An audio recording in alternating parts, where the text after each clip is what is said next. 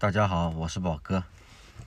今天呢，拍这个视频呢，是问一下那些阳过以后的朋友身体的一些状况。因为这几天我发现阳过以后一直在咳，而且给我的感觉越来越重了。然后呢，我今天所以想拍一下这个视频，想问一下这些网上那些阳过的朋友他们的一些症状。所以我要做一下参考。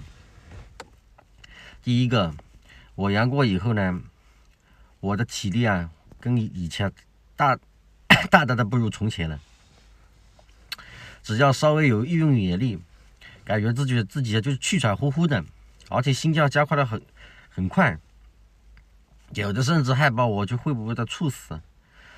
第二个就是说咳，那个咳起来，有的是甚至自己都害怕，真的会把人家活活咳死的那种感觉。而且你咳的时候就感觉上气不接下气的。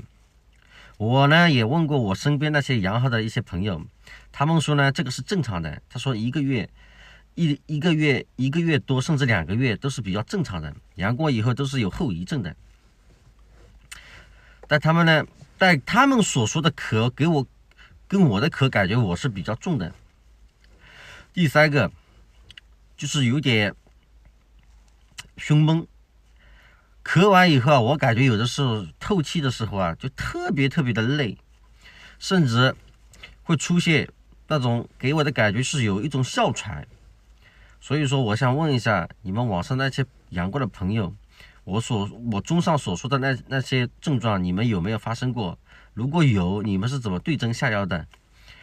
还有能不能帮我解决一下我现在咳嗽到底要吃什么药？